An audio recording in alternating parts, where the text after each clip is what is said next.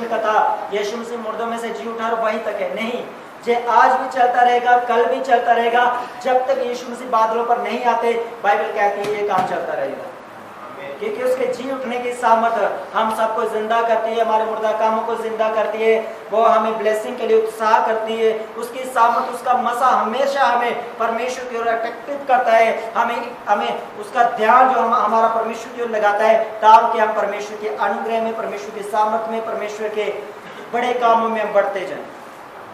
Hallelujah, hallelujah. आज हम सीखेंगे परमेश्वर के वचन से यीशु मसीह के जी उठने को, और यीशु मसीह के ऊपर जो आरोप लगाए गए, जो यीशु मसीह के ऊपर दोष लगाए गए, उन बातों को हम सीखेंगे। हम पढ़ेंगे, अपनी बाइबल को अपने हाथ में लो, हम पढ़ेंगे यूहन्ना रचित सुसमाचार उसका 18 अध्याय, उसके 38 आयत में हम पढ़ेंगे, जहाँ पर इस प्रकार लिखा हुआ है, मैं पढ़ दूंगा आपके लिए। जहाँ लिखा है, पिलातुस ने उससे कहा, सत्य क्या है? जे कहकर वह फिर यहूदियों के पास निकल गया और उनसे कहा, मैं तो इसमें कुछ दोष नहीं पाता। हालेलुया। पिलातुस जो समय राजा था यहूदिया प्रांत का, इजराइल में रोमी के द्वारा से नियुक्त किया गया था, क्योंकि इजराइल देश उस समय गुलामी में था। ध्यान से सुनिए आप, जिस समय यीशु मसीह का जन्म हुआ उस समय इजराइल देश क्या था? वो गुलामी में था। किसकी गुलामी में था? रोम की गुलामी में था। रोम के लोगों ने इजराइल देश के ऊपर कब्जा किया हुआ था। जैसे भारत देश पे जो हम कहते हैं अंग्रेजों ने क्या किया था, दूसरे मुल्क के लोगों ने क्या किया? कब्जा किया। मुसलमानों ने कब्जा किया, बहुत सारे लोगों ने कब्जा किया। उस समय ऐसे था, क्योंकि उस समय ऐसे कंट्रियों का जो विभाजन जो था, लेकिन उस समय जोर चलता था, ताकत चलती थी। अब ऐसा नहीं है, अब जो है, अब लड़ाई का ढंग बदल चुका है। हालेलुया। उस समय ऐसे था। और जब रोम साम्राज्य के अंडर जब इजराइल आया, जब इजराइल देश जब उसकी गुलामी में आया, तो उसी गुलामी के अंदर यीशु मसीह का जन्म हुआ। और रोमियों के विरुद्ध यदि कोई पाप करता था, उसकी सरकार के यदि कोई खिलाफ जाता था और उनके हुक्म की, कानून की पालना नहीं करता था, उनको टैक्स नहीं देता था, और रोमी साम्राज्य के साथ यदि कोई बलवा करता था, तो उस समय उनके लिए उन्होंने रूल बनाया था कि उस व्यक्ति को क्रूस के ऊपर चढ़ाया जाए। हालेलुया। क्या किया जाए उसके ऊपर? उसे क्रूस पर चढ़ाया जाए। यदि आप बाइबल स्टडी को लेते हैं, यदि आप डीपली जाते हैं, तो हर समय जो है, जो व्यक्ति सरकारों के विरुद्ध जाता था, जहाँ सोसाइटी को डिस्टर्ब करता था, खराब करता था, जो व्यक्ति समाज में बुरे काम करता था, अत्याचारी होता था, व्यभिचारी होता था, कातिल होता था, उस समय उसके ऊपर सजा होती थी। फिलिपियों में जाए तो फिलिपियों की क्या सजा देते थे? वो शेरों के आगे डाल देते थे, भूखे शेरों के आगे। जहाँ वो ऐसे 4-5 बैल जो तगड़े होते थे उनके बीच में छोड़ देते थे, मंदारी करते थे। मंदारी समझते हैं आप? ड्रामा। उनके बीच में छोड़कर उन बैलों को छोड़ देते थे, वो टक्कर मार मार के उन अपराधियों को मार देते थे। जहाँ फटियों के ऊपर कील लगाते थे और कीलों के ऊपर उनको चलाते थे, या उस कीलों के ऊपर लिटा देते थे, ऊपर भारी वजन डालते थे। ये सजा के अलग अलग नियम थे पहले। कहीं को जिंदा जला देते थे, कहीं की गर्दन काट देते थे। बाइबल में ऐसे है, कई बार उनके हाथ पांव काट कर उनको धूप में फेंक देते थे, वो मर जाते थे। अलग अलग सजा थी। लेकिन यीशु मसीह के विषय में भविष्यवाणी हुई थी कि जब यीशु मसीह का जन्म होगा तो उसे लकड़ी पे टांगा जाएगा। तो बाइबल की जितनी प्रोफेसियां थी वो भी पूरी होनी थी। तो इसलिए जब रोम का साम्राज्य आया, जब रोम का राज्य आया, तो उस समय को क्या प्रथा चल रही थी? यदि किसी को सजा देनी तो कैसे दी जाएगी? क्रूस पर चढ़ाया जाएगा। ये इजराइल की प्रथा नहीं थी, ये यहूदियों की प्रथा नहीं थी, ये रोम साम्राज्य की सजा देने की विधि थी, रीति थी कि यदि कोई पाप करता है, यदि कोई रोमी सिपाही को जो रोम के खिलाफ को जाता है, तो उसे कौन सी सजा दी जाएगी? उसे क्रूस पर चढ़ा दीजिए। और क्रूस पर चढ़ाने का मतलब होता था श्रापित व्यक्ति, निंदित व्यक्ति, पापी मनुष्य। उसने ऐसे घिनौने पाप किए, इसलिए उसे कहां पर टांग दिया जाता था? क्रूस के ऊपर टांग दिया जाता। उसके हाथों में, उसके पांव में कीलों को लगा दिया जाता था। अगर वो शाम तक नहीं मरता तो फिर उस हथौड़ा लेकर उसके घुटने तोड़े जाते थे दोनों नीचे से ही, और फिर भी नहीं मरता था, वो बेहोश हो जाते थे, बाला लेकर उसकी पछड़ी में मारा जाता था, उसे देखते थे जिंदा है कि मर गया, अगर नहीं मरा तो फिर वो खून निकल के सभी मर जाता था। बड़ी कठिन सजा थी उसकी। हालेलुया। यीशु मसीह के ऊपर आरोप लगा दिए जा रहे हैं, यीशु मसीह के ऊपर यहूदी लोग आरोप लगा रहे हैं कि अपने आप को परमेश्वर का पुत्र कहता है, जी अपने आप को परमेश्वर कहता है। और जब यीशु मसीह को कटघरे में कचहरी में खड़ा किया गया और पिलातुस ने और दूसरे राजा ने जब उसकी छानबीन की तो उन्होंने कहा हम यीशु नासरी में कोई दोष नहीं पाते। हालेलुया। क्या लिखा है यहाँ पर? पिलातुस क्या कहता है? ये कहकर वह फिर यहूदियों के पास निकल गया और उनसे कहा, राजा यीशु से बातें कर कर किसके पास गया? यहूदियों के पास गया और कहा मैं तो इसमें कुछ भी दोष नहीं पाता। आज लोगों को मालूम नहीं, लोग कहते हैं वो तुम्हारे यीशु मसीह को क्रूस पर चढ़ाया गया, वो तो पापी था, वो तो ऐसा था, वो तो ऐसा था। लेकिन जब आप बाइबल को पढ़ते हैं तो बाइबल में साफ लिखा है, राजा ने चिट्ठी नामा लिखकर दे दिया, राजा ने सभी प्रजा के सामने बोल दिया, इस बात की घोषणा कर दी कि यीशु नासरी जो फरीसी और सदूकी लोग इसे कहते हैं कि ये यहूदियों का राजा है, ये निर्दोष है, इसके अंदर कोई दोष नहीं। हालेलुया। इसके अंदर कोई भी दोष नहीं है। अब क्या दोष लगाते थे वो, क्या कहते थे वो? ये 18 अध्याय है। अब हम पीछे आएंगे, हमें पता चलेगा। 12 अध्याय में हम आएंगे, 12 के उन्हीं में हम पढ़ेंगे जहां पर लिखा हुआ है। जहां पर क्या लिखा है? तब फरीसियों ने आपस में कहा, सोचो तो सही कि तुमसे कुछ नहीं बन पड़ता। देखो उसके पीछे, देखो संसार उसके पीछे हो चला है। हालेलुया। जब यीशु मसीह, जो पिछले संडे हमने क्या किया था, कौन सा डे मनाया था? हाँ जी, कौन सा? पाम संडे मनाया था। पाम संडे का मतलब क्या था? एक राजा जो गधे के ऊपर जो शांति का संदेश लेकर जो यरूशलेम में एंट्री करता है। जब फरीसियों ने देखा, जब फरीसियों ने यीशु मसीह की चर्चा को देखा, लोगों को देखा, भीड़ को देखा, तो आपस में बातें कहने लगे कि देखो, कहते ना कुछ लोग आपके पड़ोसी, सारे बंदे तो मगर लग गए यादा कुछ करो, जलते हैं जो लोग। हालेलुया। लेकिन ये तो यीशु मसीह के विषय में होना ही था, बाइबल कहती थी। लेकिन षड्यंत्र रचा गया, फरीसियों ने, सदूकियों ने कहा देखो संसार यीशु मसीह के पीछे हो लिया, यीशु मसीह के पीछे सभी जा रहे हैं, हमसे कुछ नहीं बन पड़ता, भी करो कुछ इसका। हालेलुया। क्या करते? देखा एक बार एक मनुष्य को लाए और कहा तुझे किसने चंगा किया? वो कहता मुझे मालूम नहीं, जब मिलेगा तो मैं आपको बता दूंगा। और जब यीशु से उसकी भेंट हुई और वो आराधनालय में उनसे मिला और उनसे पूछा तुझे किसने चंगा किया? उसने कहा मुझे यीशु मसीह ने चंगा किया, यीशु नासरी ने चंगा किया। देखा वो उसमें दोष ढूंढने लगे, दोष नहीं मिला। बाद में फरीसी और सदूकी उसके माता पिता के पास जाने लगे, उनको डराया धमकाया, उनको बोला तुम्हारे बेटे को किसने ठीक किया? और माता पिता ने बोला हमारा बच्चा सियाना है, उसी से पूछो। हालेलुया। हाँ, वो बच्चा नहीं है, वो जानता है। और बाद में जब फिर उसे बोला और उसने बोला, जो समय चंगा हुआ था व्यक्ति, उसने कहा तुम बार बार मुझे क्यों पूछ रहे हो तुझे किसने चंगा किया, किसने चंगा किया? क्या तुम भी यीशु मसीह के चेले बनना चाहते हो? हालेलुया। और लिखा है उन्होंने उसे छोड़ा, धिक्कारा और निकल गया। चल बढ़ाया यीशु मसीह का भक्त, हम नहीं चाहते तेरे पीछे। और दोबारा उन्होंने नहीं पूछा। लेकिन वो दाव ढूंढते रहे, हम यीशु मसीह को कैसे पकड़वाएं, हम कैसे यीशु मसीह को क्रूस पर चढ़ाएं, और दोष भी लगाया।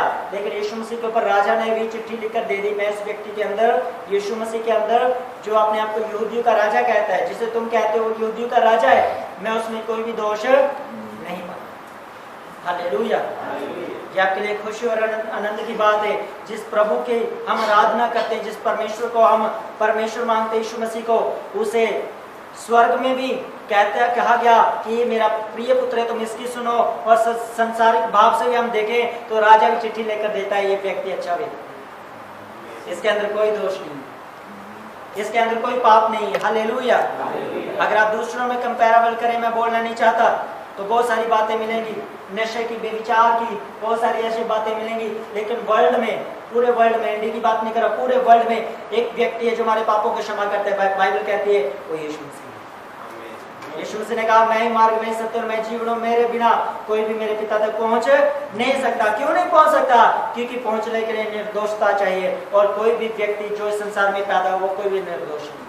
सबने झगड़े किए, लड़ाइयाँ की, बेविचार किया, गलत कामों किया, लूट मार किया, लेकिन बाइबल कहती है यीशु मसीह हमारे लिए निर्धनी हुआ ताकि उसकी महिमा में मैं और आप धनी हो जाए। हालेलुया। मुझे लगता है तारीफ करनी चाहिए आप सबको।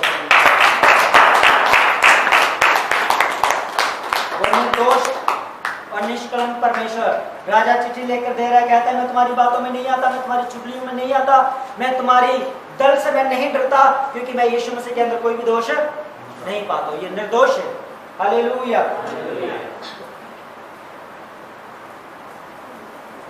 अब सब बातों में सफल हुए,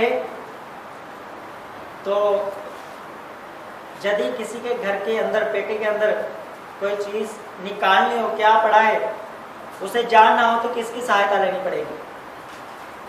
घर वालों की सहायता लेनी। हालेलुया। शादी वाले घर में जाकर उसकी पेटी चाहिए, उस समय उस घर की रिस्पॉन्सिबिलिटी, जिम्मेदारी चाहिए 2-3 दिन के लिए, तो क्या करना पड़ेगा? शादी से पहले एक अच्छा रिश्ता बनाना पड़ेगा, ताकि आप 2 दिन पहले जाएं, उस घर की जिम्मेदारी को समझें, उनके साथ जुड़ जाएं। हालेलुया। उसी प्रकार यीशु मसीह ने परमेश्वर की सेवकाई को करने के लिए 12 चेलों को चुना, और 12 चेलों में से एक का नाम था यहूदा इस्करियोती। वो यीशु मसीह के बड़े करीब रहने वाला चेला था, चमत्कार करने वाला चेला था, अभिषेक से भरा हुआ चेला था, यीशु मसीह के साथ साथ रहने वाला चेला था। जैसे पतरस, यूहन्ना, बाकी रहने वाले चेले थे, याकूब, वैसे ही यहूदा इस्करियोती यीशु मसीह के साथ रहने वाला एक चेला था। और जे बाकियों से ज्यादा यीशु मसीह के भेदों को जानता था, क्योंकि जो भी काम करना होता था किसने करना होता था? यहूदा ने करना। हालेलुया। बाइबल में यीशु मसीह के लिए खाने का, सभी चीजों का अरेंज करना होता था, मीटिंग करनी होती थी, कौन करता था? कौन करता था? यहूदा करता था, यहूदा इस्करियोती करता था। अब वो क्यों करता था, बाकी क्यों नहीं करते थे? क्योंकि बाइबल कहती है जब ऑफरिंग लेते थे, जब टाइथ लिया जाता था, आपसे भी लिया गया होगा, टाइथ दिया आपने, ऑफरिंग को बोया आज आपने, वो आपकी आशीष का कारण है। आमीन। वो हमें नहीं चाहिए आपका पैसा, हम आपको ऑयल भी फ्री देते हैं, प्रार्थना फ्री होती है, सब कुछ आपके लिए, हम तन मन से आपकी सेवकाई के लिए।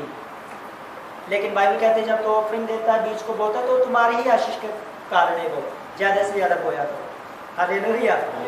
यहूदा भी क्या करता था? लोगों से क्या लेता था? ऑफरिंग लेता था, चंदा लेता था, और सब भी पैसा इसके पास होता था, और जो काम करना होता था तो कौन करता था? यहूदा करता था, क्योंकि पैसे तो इसके पास थे, मणि तो इसके पास थी, थैली तो इसके पास थी। मतलब सभी राज्यों को ये जानता था, जितने भी राज्य थे यीशु मसीह के, गहरी बातें थी, गहरी जगह थी, गुप्त जगह थी, ये प्रार्थना करने वाली, ये कौन जानता था? यहूदा जानता था। हालेलुया। तो यहूदा को पैसे की भूख लग गई, ज्यादा संतुष्टि होती है ना बंदे के अंदर, वो मर गई, उसके अंदर भूख पैदा हो गई, पैसे, बहुत पैसे की। क्या कर दिया? बड़ा पाप इसने कमा लिया। इसने फरीसियों के पास जाकर, सदूकियों के पास जाकर,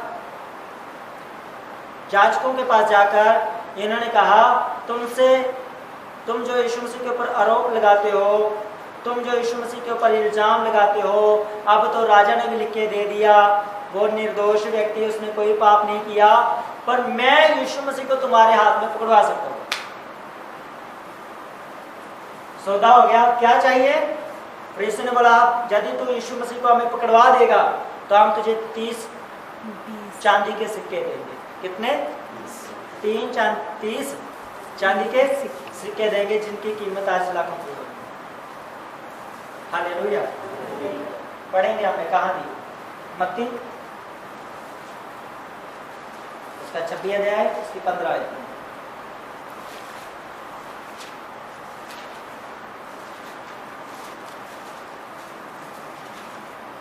यहाँ पर लिखा गया है, यदि मैं उसे तुम्हारे हाथ पकड़वा दूं तो मुझे क्या दोगे?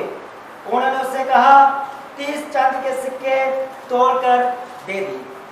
क्या किया उन्होंने? यीशु मसीह का चेला, प्रिय चेला, पैसे रखने वाला, सब कुछ उसके पास, और पैसों की भूख में क्या कहा? मुझे 30 चांदी के सिक्के दे दो तो मैं यीशु मसीह को तुम्हें पकड़वा दूं। हालेलुया। अब मैं और आप सोचो, हम बहुत दूर हैं। एक व्यक्ति ग्रेस के अंदर रहने वाला, चमत्कार करने वाला, परमेश्वर की उपस्थिति में रहने वाला, यदि शैतान उसकी जिंदगी में काम कर सकता है, और हम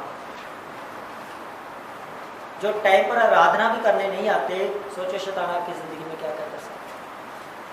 हालेलुया। अगर यही काम आपको सुबह 5 बजे करना होता तो आप जाते घड़ी लगाने काम करने 8 बजे 9 बजे, और ऐसा कोई मजदूर नहीं, ऐसा कोई काम करने वाला नहीं है जो 9:30-10 बजे से पहले अपने काम पर पहुंचे। लेकिन जब हमें परमेश्वर की उपस्थिति में आने की जरूरत है, जब हमें आशीष मिलनी है, छुटकारा मिलना है, हमारी जिंदगी में काम होने, सोचो उस समय घड़ी कहाँ होती है? ये आपकी ही जिंदगी के ऊपर है। परमेश्वर मेरे बोलने से ज्यादा आपका फेथ और आपके कर्म देखने से आपको बरकत देगा, आपके काम देखने से आपको बरकत देगा परमेश्वर। अगर आप 12 बजे आके बोलते हो कि मुझे भी सुबह वाले की बरकत दो, जैसे सुबह वाले ने आशीष पाई है, छुटकारा पाया है, तो वो परमेश्वर दे सकता है, मैं नहीं दे सकता, क्योंकि वर्शिप आप परमेश्वर के करने आए हो, ना कि किसी मनुष्य। हालेलुया। आप परमेश्वर की उपस्थिति में आए हो, ना कि किसी मनुष्य की। तो जिसकी उपस्थिति में आप आए हो वही आपको चंगा करेगा, वही आपको डिलीवर करेगा, वही आपको आशीष देगा। तो उसी की आराधना में उसी के समय पहुंचो जब हमें पहुंचना चाहिए। हालेलुया। तो उन्होंने 30 सिक्के तोड़कर दे दिए कि जेले यहूदा, अब तू जा, यीशु मसीह को हमारे हाथ में पकड़वा दे।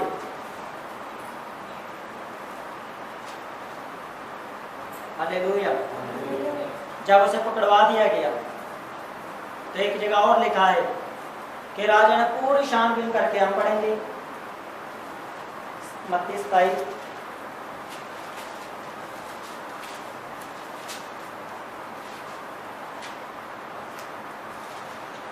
मत्ती 27 का 18 वचन हम पढ़ेंगे। मैं पढ़ता था, आप पढ़िएगा।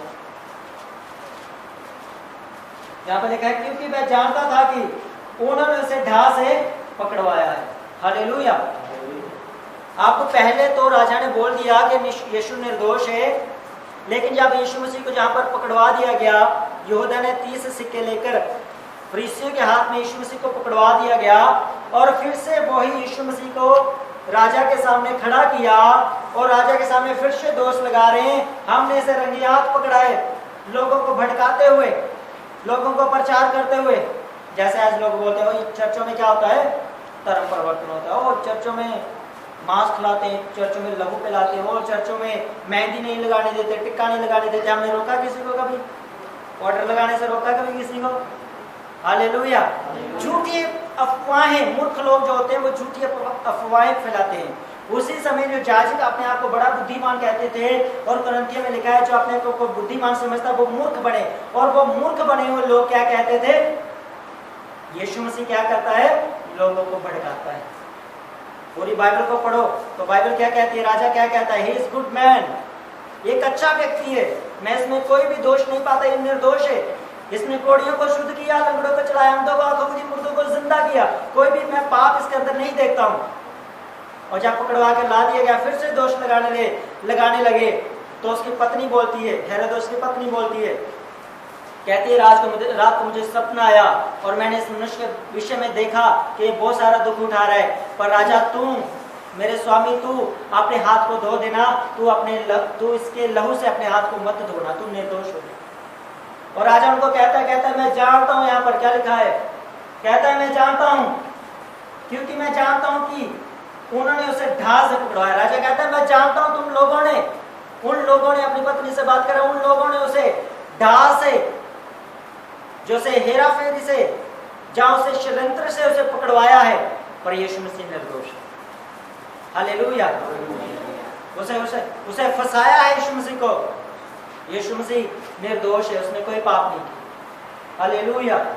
बाइबल में से आपको माहिती दे रहा हूं, यदि कोई आपको बोलता है आपका यीशु मसीह ऐसा ऐसा ऐसा है, तो सभी कुछ बाइबल के अंदर ही है, कोई बाहर कुछ भी नहीं है। तो राजा ने क्या किया, 27 में 24 में साफ लिखा, यहाँ पर लिखा, तब पिलातुस ने देखा कि कुछ बढ़ नहीं पड़ता परंतु उसके विपरीत उल्लड़ बढ़ता जाता है, तो उसने पानी लेकर भीड़ के सामने अपने हाथ धोए और कहा, मैं इस धर्मी के लहू से निर्दोष हूं, तुम ही जानो।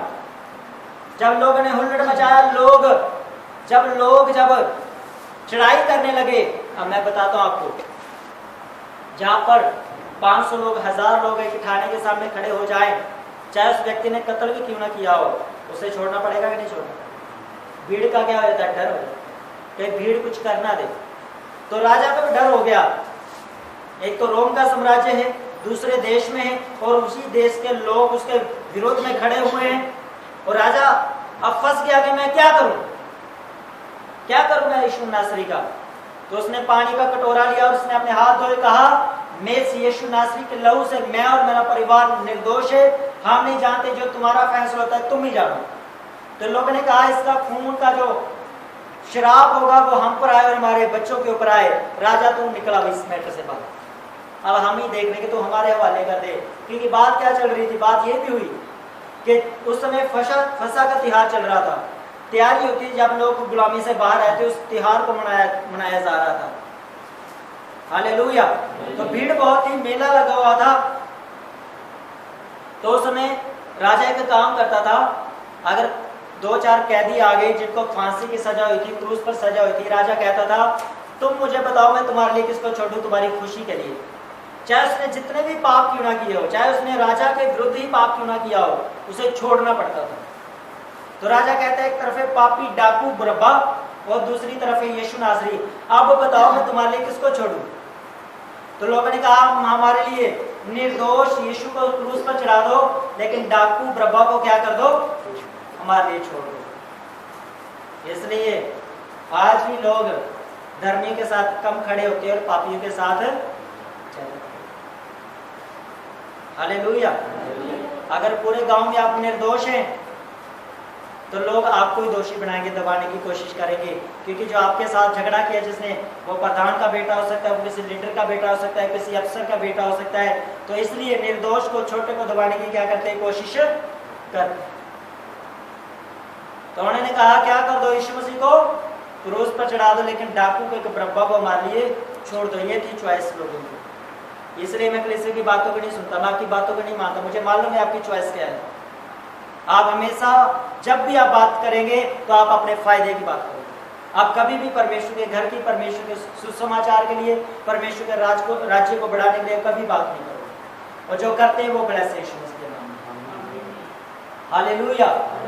इसलिए मैं परमेश्वर का वचन आपको बड़ी सख्ताई से देता हूँ, बड़ी मैं जोर लगा कर देता हूँ, ताकि आप इस वचन से वंचित ना रह जाए, आप सच्चाई से वंचित ना रह जाए।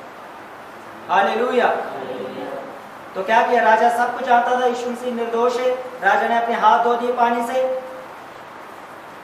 और यीशु मसीह को क्रूस पर चढ़ा दिया। हालेलुया। यीशु मसीह को क्या कर दिया गया, क्रूस की सजा दे दी गई, और जब सजा दी तो उसके ऊपर निर्दोष पत्र लगाया, चिट्ठी लिखकर दी, ऊपर लिखा था यहूदियों का राजा। क्या लिखा, यहूदियों का राजा। और जब यहूदियों ने ये पढ़ा तो फिर राजा के पास शिकायत लेकर गए, कहा, तू इसे यहूदियों का राजा क्यों लिखता है, तू इसे राजा करके लिख दे। तो राजा गुस्से में अगर मैं बोलता उनको, कहता अब जो लिख दिया सो लिख दिया, अब चले जाओ।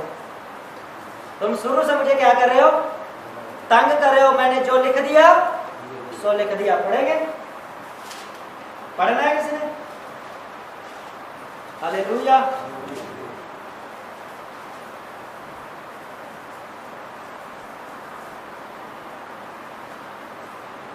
हम पढ़ेंगे इसे 37 वचन को स्थाई में लिखा है, उसका दोष पत्र उसके सिर पर लगाया गया, यहूदियों का राजा। तब उसके 2 डाकू, एक दाएं और एक बाएं,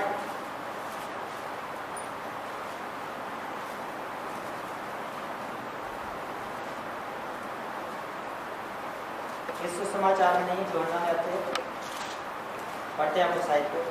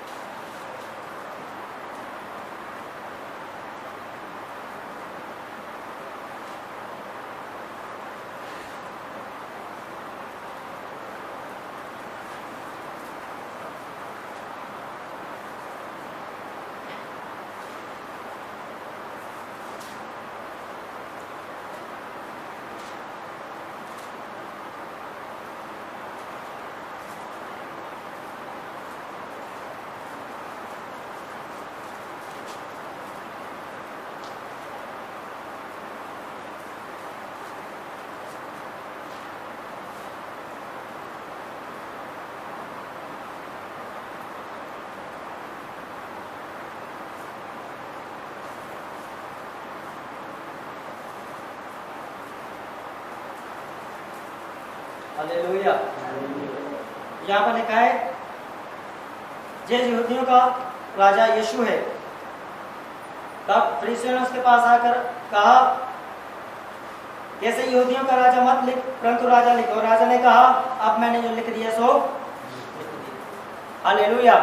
यहूदियों ने जब कंप्लेन की, शिकायत की, आप इसे यहूदियों का राजा मत लिख, तो पिलातुस ने कहा, मैंने जो लिख दिया सो लिख दिया। अब मैं ये नहीं कि उसकी मौत तक मैं तुम्हारी बातें मानता रहूं, तुम्हारी मैं सहता रहूं।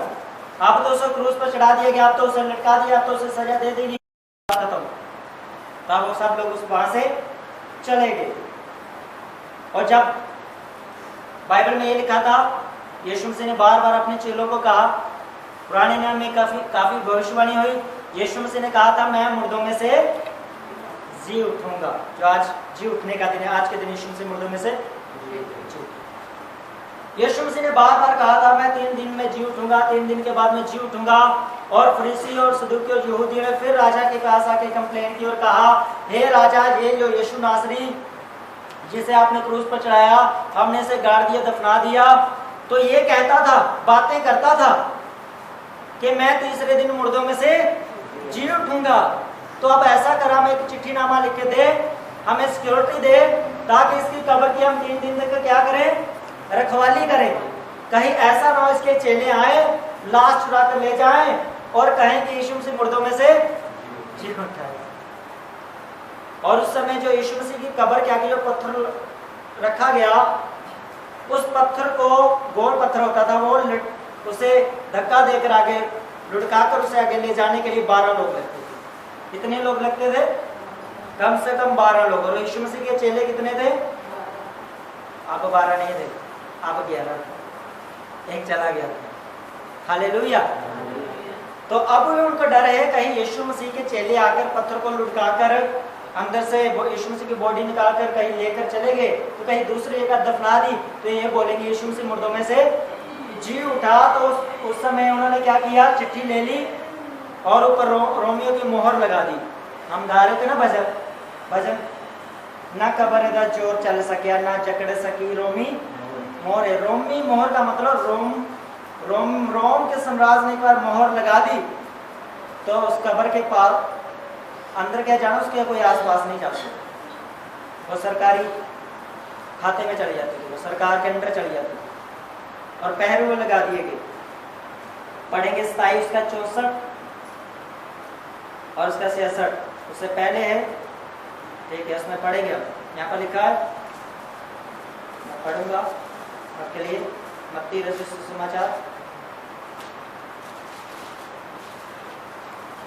उसका 27 अध्याय और उसकी लिखा है 64 आयत में, आज्ञा दे कि तीसरे दिन तक कब्र की रखवाली की जाए। क्या की जाए? कब्र की रखवाली की जाए। ऐसा ना हो कि उसके चेले आकर उसे चुरा ले जाएं और लोगों से कहने लगे, वह मरे हुओं में से जी उठा है। ये कह रहे हैं यहूदी लोग, शास्त्री लोग। क्या कह रहे हैं? राजा चिट्ठी दे, लिख के पहरे लगवा, कहीं ऐसा ना उसके चेले लाश चुरा कर ले जाए और कहें लोगों से कि वो मुर्दों में से जी उठा है। तब पिछला धोखा पहले से भी बुरा होगा। क्या कह रहे राजा को? राजा, जो धोखा आपने किया ना आपके साथ भी और यीशु के साथ भी, ऐसा ना हो पहले तो खिना हो विपत्ति और चंगी फाइल फंस गई है। पहले वाला धोखा अगर हमने ये छूट कर दी, तो पहले का धोखा ये धोखे से कहीं और बढ़कर ना हो जाए। लिखा है, तब पिछला धोखा पहले से भी बुरा होगा। हालेलुया। कह रहे रखवाली दे, हमें दे रखवाली लिख के। तो राजा ने क्या किया? पिलातुस ने उनसे कहा, तुम्हारे पास पहरी होते हैं, जाओ अपनी समझ के अनुसार रखवाली करो। राजा ने फिर आज्ञा दे दी, जाओ क्या करो? समझ के अनुसार। क्यों कहा राजा ने ऐसा? क्योंकि पहले से वो अपनी समझ के अनुसार चल रहे, राजा की जो एक बात मानी नहीं। अब राजा दुखी होकर क्या बोल रहा है? गुस्से में आकर बोल रहा है, कहता है जाओ अपनी समझ से, जो तुम्हें अच्छा लगता है तुम जाके कर लो, और जैसा तुम चाहते हो जाओ लिखवा लो जो लिखवाना है। पहल को ले जाओ, सिक्योरिटी ले जाओ, और जो जहां लगवानी जाके लगवा लो। क्या हुआ? पिलातुस ने उनसे कहा, तुम्हारे पास पहरे तो हैं, जाओ अपनी समझ के अनुसार रखवाली करो। वे पहरुओं को साथ लेकर गए और पत्थर पर मोहर लगाकर कब्र की रखवाली की। हालेलुया। सोचो ऐसा कौन सा अपराध किया था यीशु मसीह ने जो शैतानी लोग और शैतान उसका पीछा नहीं छोड़ रहा था, कब्र तक क्या बोल रहे हैं उसकी रखवाली कर। ऐसा कौन सा राजा ने निर्दोष चिट्ठी लगा दी थी, यीशु मसीह निर्दोष है। ये यीशु मसीह ने सहा, किस लिए सहा? इतना दुख, इल्जाम पे इल्जाम, उसकी दाढ़ी नोची गई, उसके मुंह पर थूका गया, उसके कपड़े फाड़े गए, चिट्ठियां डाली गई, कोड़े मारे गए, इतना बर्दाश्त करता गया। किस लिए सहा उसने? मेरा रात। सोचो अगर एक पत्नी उसे चाय बनाने के लिए बोले, चूल्हे के ऊपर गैस नहीं है, तो सोचो क्या होता है? बर्दाश्त बढ़ती है चाय। सोचो आपका पति थका घर में आए और आपके उसके साथ काम पे से आ गए और आपको चाहे वो पानी मांगे और तो आप दोनों टाइट है, दोनों, क्या होगा उस समय पत्नी का जब उस समय उसे ना चाहते उसे पानी पिलाने? आपकी जेब में कोई पैसा नहीं है और आपके बच्चे को एडमिशन देनी है, फीस देनी, कुछ लेना है और आपसे मांगता है और आपके पास उतने ही पैसे हैं राशन के, अगर वो पैसे चलेंगे तो राशन नहीं आएगा, ना चाहते हुए। हालेलुया। यीशु मसीह ने ना चाहते हुए, वो नहीं चाहता, उसने कहा पिता हो सके तो ये प्याला मुझसे टल जाए, ये मौत मुझसे टल जाए, पर कहा परमेश्वर मेरी इच्छा नहीं तेरी इच्छा। हालेलुया। यीशु मसीह ने वो काम जो ना चाहते हुए, जो मनुष्य कभी नहीं चाहता मैं कोड़ों की मार खाऊं, मुझ पर कांटों की बेल बूंद कर रखी जाए, मेरे कपड़े फाड़े जाए, मुझे धक्के मार के ले जाए, बेइज्जती हो मेरी, कोई नहीं चाहता। हालेलुया। अगर चर्च में आपको थोड़ा सा काम के लिए बोल दिया जाए तो आप ऊपर से नीचे तक लाल पीले हो जाते हैं। सोचो यीशु मसीह ने जिस पे कोड़े लगाए गए, मारा गया उसे, उसने कहा पिता इनको माफ कर, ये नहीं जानते ये क्या गाया था हमने? दित्तियां दुआवां होने सबनू जो पछली च नेचा सीगे मार दे, माफ कर पिता ए नहीं जान दे, जो पछली च नेचा मेरे मार दे। हालेलुया। सोचो यीशु मसीह ने कब दिया शराब किसी को थप्पड़ मारने को बोला? राजा ने कोड़े मरवाए, बोला कुछ? ओए निर्दोष चिट्ठी है मेरे पास, ये देख, राजा ने लिख के दिया, मैं कोई पाप नहीं किया मैंने, ये देख, बोला यीशु मसीह। निर्दोष होते हुए, ना चाहते हुए उसने क्रूस की मृत्यु को सह लिया।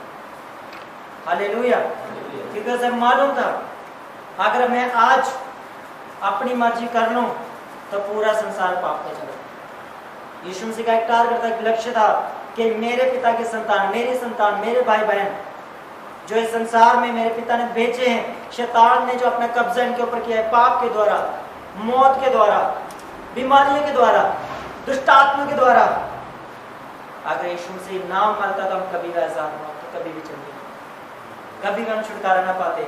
इसलिए उसने ना चाहते हुए अपनी क्रूस पर जान दी, वो मारा गया, दफनाया गया, गाड़ा गया और तीसरे दिन शैतान की गर्दन के ऊपर पांव रखे वो मुर्दों में से जी। हालेलुया। वो मुर्दों में से जी उठा परमेश्वर। और बाइबल में लिखा है आज इस समय जो शैतान की हालात वो क्या है? उसका सर नहीं है। बाइबल कहती है शैतान का सर नहीं रहा, उसका सर क्या कर दिया? यीशु मसीह ने पांव तले कुचल दिया, वो उसकी पूंछ है वो हिलाते हैं और आप पूंछ से भी डरते हो। वो शाया आ गया पैर आए पूत आगे चमड़ गया, वो पूंछ है वो हिला रहा है, वो डरना नहीं उससे, घबराना नहीं उससे। वो आज भी जाने वाला है, कल भी जाने वाला, वो जाने वाला, उसका ठिकाना नहीं है आपके घरों में, आपके जीवन में, आपके बॉडियों में। हालेलुया। मालूम है क्यों? पढ़ना चाहते हो? बताऊं आपको? आप अभी यीशु मसीह मुर्दों में से जी उठे, उसके सामर्थ को देखो, मैं दिखाता हूँ आपको उसके सामर्थ को।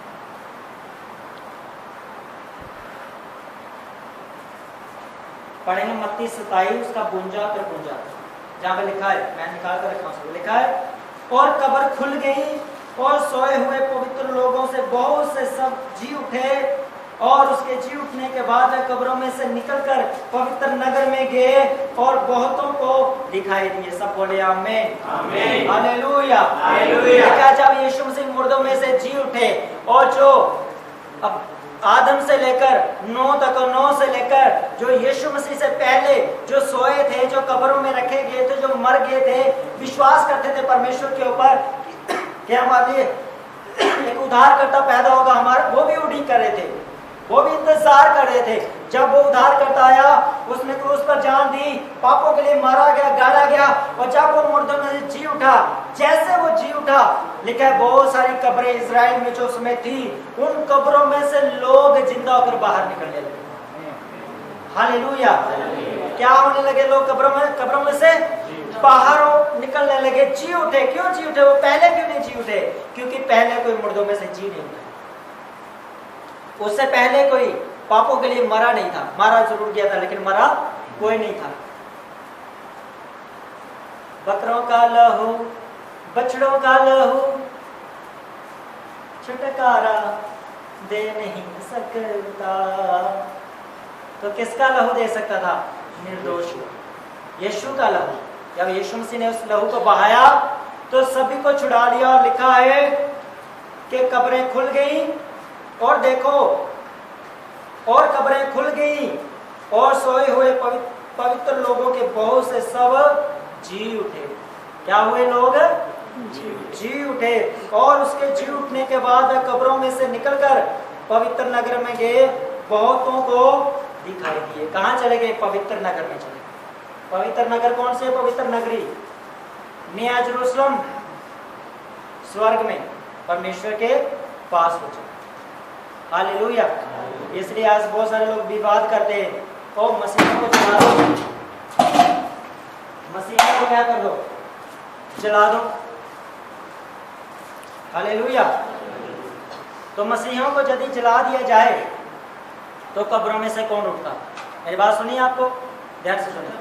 अगर मुझे और आपको जला दिया जाए तो कब्रों में से कौन उठेगा? कौन निकलेगा? जलाया उसको जाता है जो बेकार चीज होती है, उसको खत्म किया जाता है, शैतान को जलाया जाता है। लेकिन जो गिफ्ट होता है, तोहफा, तो उसको क्या कर दिया जाता है? उसे संभाल कर रखा जाता है। तो लिखा है पवित्र आत्मा के गिफ्ट तोहफे मुझे और आपको दिए गए, जो यीशु मसीह के ऊपर विश्वास करता है, दूसरे लोगों को नहीं दिए गए।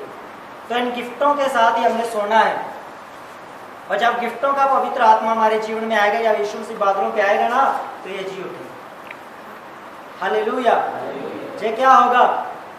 जी उठेगा। मैं आप सबको बोल के जाता हूँ, अगर मुझे कभी भी कुछ हो जाए तो मुझे जलाने के लिए मत लेके जाना, मुझे दफनाना। मैंने अपनी पत्नी को बोला कि तुझे पहले कुछ हो जाए, तू चिंता मत करना, मैं बैठा हूँ। हालेलुया।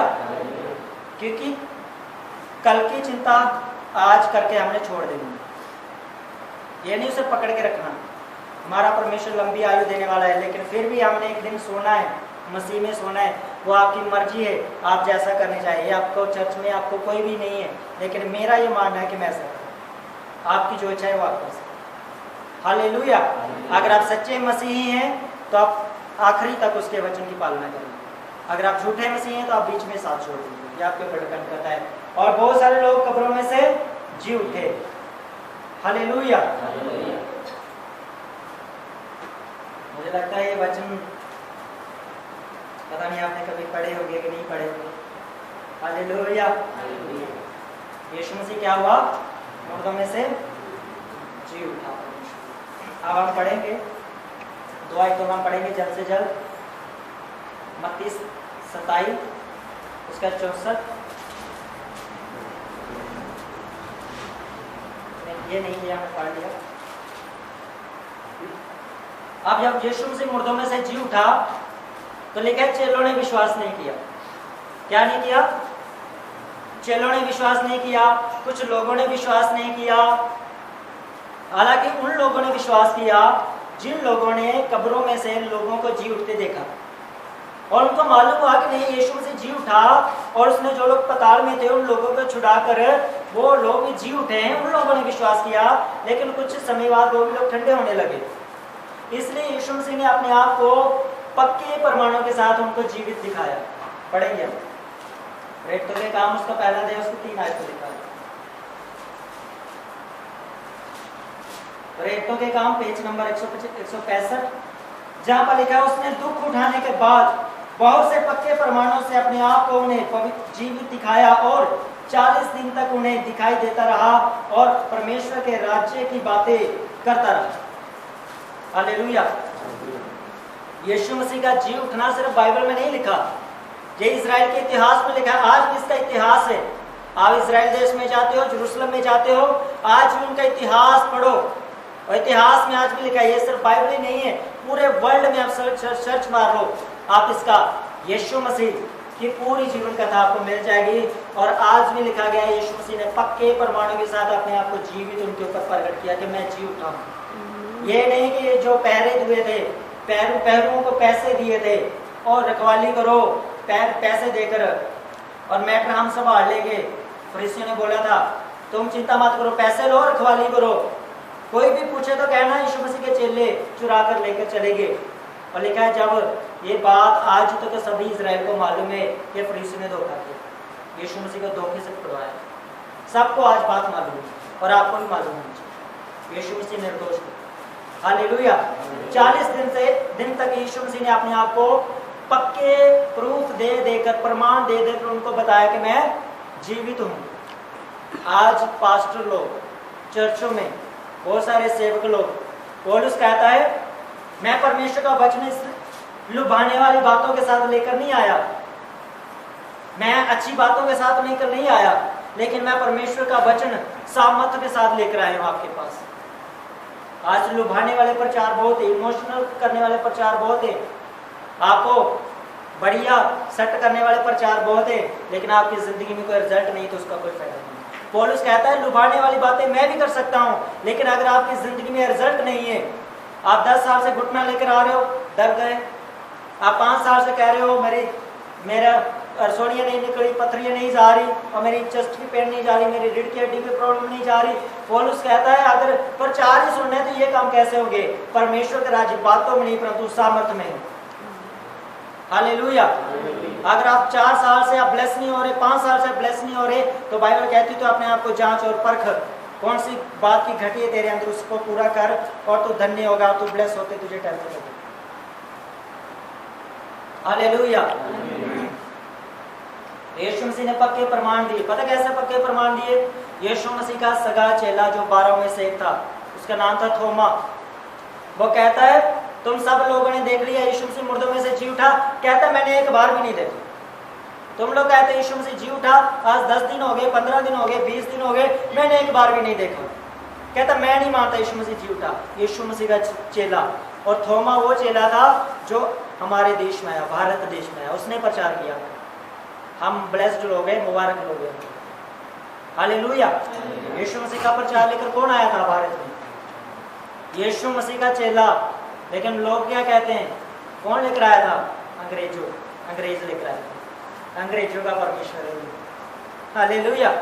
आपको मालूम होना चाहिए कोई अंग्रेज प्रचार लेकर नहीं आया था, किसी अंग्रेज की हिम्मत नहीं थी वो यीशु मसीह का प्रचार लेकर आए। यीशु मसीह का वो चेला यीशु मसीह के साथ रहा, जिसने चमत्कारों को किया, जिसने चमत्कार होते हुए देखे, यीशु मसीह की ग्रेस में रहा, यीशु मसीह के साथ खाया पिया, आनंद किया, यीशु मसीह के साथ रहा।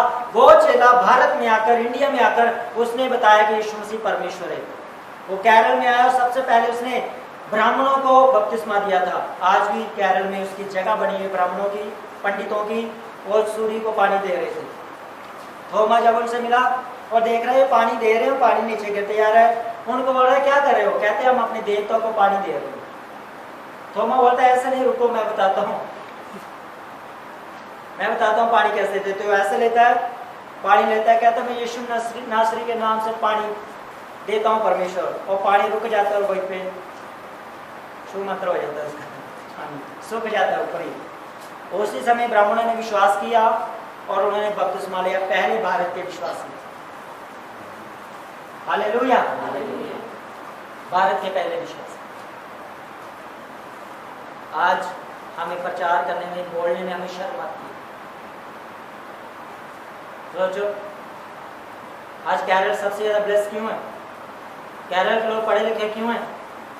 केरल के लोग सबसे ज्यादा पुलिस में, अफसरों में, मिलिट्री में, बैंकों में, हर जगह में, पॉलिटिशियन में, हर जगह वो क्यों है? क्योंकि वो इस वचन से चलते, अपने सोच और विचारों से चलते। मसीह में अगर आप कहते हैं मैं अपनी मर्जी से चलूंगा, अपने ढंग से खाऊंगा, अपनी मर्जी का पहनूंगा, तो बाइबल कहती है तो अपनी मन मर्जी अपने घर में करना। अगर आप मसीह में हैं तो आपको मसीह की मानना पड़ेगा। मैं कल भी पास्टर से बात कर रहा था, परमेश्वर ने गधे को नहीं कहा अपना स्वभाव बदलने के लिए, घोड़े को नहीं कहा, जानवरों को नहीं कहा, सिर्फ एक मनुष्य को कहा परमेश्वर ने, इंसान को कहा तुम्हारा स्वभाव मेरे स्वभाव जैसा होना चाहिए, तुम्हारा स्वभाव मसीह का स्वभाव होना चाहिए। लेकिन वो एक काम ही नहीं कर पाता। बताओ, हालेलुया। जब थोमा है उसने प्रचार किया और थोमा कहता मैं नहीं मानता यीशु मसीह मुर्दों में से जी उठा है, लेकिन उस समय दरवाजा बंद था, सभी अंदर बैठे थे, प्रार्थना कर रहे थे, डरे हुए थे क्योंकि यीशु मसीह को क्रूस पर चढ़ाया था। अब चेलों की बारी आ रही थी, वो चेलों को भी ढूंढ रहे थे, पकड़ो जरा कौन प्रचार करता है यीशु मसीह का। रोक लगा दी गई तो रोम सरकार ने कि यीशु मसीह का प्रचार नहीं होना चाहिए, बाकी जो मर्जी प्रचार करो, लेकिन यीशु मसीह का प्रचार नहीं करना, क्योंकि लंगड़े फिर भी चल रहे थे। यीशु मसीह तो मर गया लेकिन लंगड़े अब भी चल रहे हैं। यीशु मसीह तो मुर्दों में से जी उठा, प्रचार बंद हो गया, कमरे के अंदर बैठे मार दिया गया, फिर भी उसके नाम से बीमारी ठीक हो रही, दुष्ट आत्मा निकल रही है। और प्रॉब्लम खड़ी हो, बोला वो तो मर गया, अब ये खलासी नहीं कर रहा हमारी, मर के भी हालेलुया, ये तो मर के भी खलासी नहीं करेगा तो चंगा यीशु है, उन्होंने नॉर्मली लिया। थोमा बोल रहा मैं नहीं विश्वास करता, देखा दरवाजा बंद था, यीशु बंद दरवाजे से अंदर आया। तो मैं आपको एक बात बता दूं, बंद दरवाजे से अंदर आत्मा अंदर आ सकता है, शरीर नहीं आ सकता। तो यीशु मसीह ने पक्के प्रूफ दिए वो परमेश्वर भी है और वो मनुष्य के रूप में मनुष्य का परमेश्वर पुत्र भी है। वो बंद दरवाजे से अंदर आया और थोमा को कहता है थोमा ये ले मेरे हाथ, मेरे पांव, मेरा नेचा, मेरा शरीर, अपनी उंगली डाल, छेद आज भी है, क्रूस पर जो छेद लगे थे ना मेरे हाथ में, कहता आज भी उंगली डाल। और तब घुटने टेकता कहता प्रभु मैं विश्वास करता हूं तू प्रभु है। कहता धन्य वो जो सुनकर विश्वास करेंगे, और मैं और आज आप धन्य हैं क्योंकि हम सुनकर विश्वास करें। हालेलुया। तो यीशु मसीह ने प्रूफ दिया कि नहीं दिया? अगर बंद दरवाजे से स्पिरिट अंदर आई तो वो ईश्वरीय रूप में उसने अपने आप जी उठने की सामर्थ्य से हाथों को दबाया, छू तो मुझे छू नहीं सकता क्योंकि मैं प्रभु हूँ, मैं आत्मा में भी हूँ, मैं शरीर में हूँ, मैं शरीरों का मालिक हूँ और मैं आत्माओं का मालिक हूँ। हालेलुया। फिर लिखा चेले एक जगह सारा दिन मेहनत कर रहे थे, फिर सुन ले अभी बिजनेस वाले सारा दिन क्या कर रहे थे? मेहनत कर रहे थे, कुछ नहीं पकड़ा, कुछ नहीं पकड़ा, सारी रात थक गए। यीशु से आ गया रात को, जी उठने के बाद की बात कर रहा हूँ, कहता पकड़ा कुछ? कहते नहीं पकड़ा प्रभु, बड़ी मेहनत की कुछ भी नहीं पकड़ा। प्रभु कहता आ जाओ फिर। देखा और थके टूटे हुए, जब पतरस ने देखा फिर पतरस ने देखा, पतरस बिल्कुल नंगा था, कुछ भी नहीं डाला था, फटाफट प्रभु को देखा, शर्म आ गई, पानी में छलांग लगा दिया और दूसरे बोला अपना अंगरक्षा दे, अब मैं बाहर होऊंगा। ये हालात हो गई थी यीशु मसीह के बिना। अगर आप यीशु मसीह से अलग हो जाते यही हालात होती, कुछ नहीं रहता। दुष्ट आत्मा, बीमारियां, फेलियर, हर चीज जिंदगी में सामना करती है। अगर आप यीशु मसीह के साथ हैं तो फिर कहता है, यीशु मसीह कहता है ये मच्छी पड़ी है, ये रोटियां भी पड़ी है, कोयले की आग भी जलाकर रखी मैंने, आज उससे एक बार खा लो, तुम्हारे जान है। क्या आएगी? पढ़ा कि नहीं पढ़ा? पढ़ा ये तिब्रियस झील के किनारे, ये आप पढ़ सकते हो उसमें यूहन्ना रचित सुसमाचार,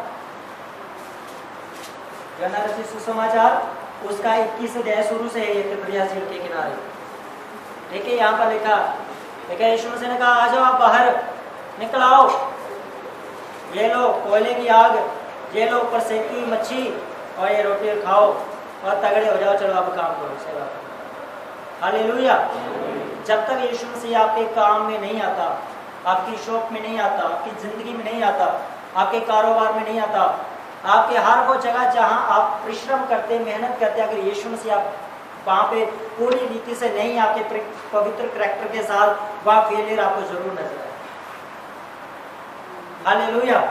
तो यीशु मसीह कभी भी किनारे पे मछलियां नहीं पकड़ते। कहाँ पे पकड़ते हैं? क्या कहा था चेलों को? चलो गहरे में। जब गहरे में गए तो लिखा इतनी मच्छियां पकड़ लाए, जाल फटने लगे और दूसरों को भी ब्लेस किया उन्होंने। आपकी ब्लेसिंग सिर्फ आप तक सीमित नहीं होनी चाहिए, आपकी ब्लेसिंग दूसरों को नजर आनी चाहिए। आपकी बरकत से, आपकी नौकरी से, आपके बिजनेस से, आपके चैरिटेबल के वर्क चर्च के अंदर होने चाहिए और लोगों को पता चले ये सचमुच मसीह लोग हैं जो सेवा करने वाले हैं। Hallelujah, hallelujah.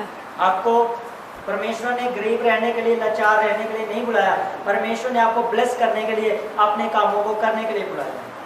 अगर आपके तन मन धन से परमेश्वर की सेवा नहीं होती, तन भी बीमार होगा, तन भी खराब होगा और मन भी खराब होगा, सोचे भी खराब होगी, विचार भी खराब होगा।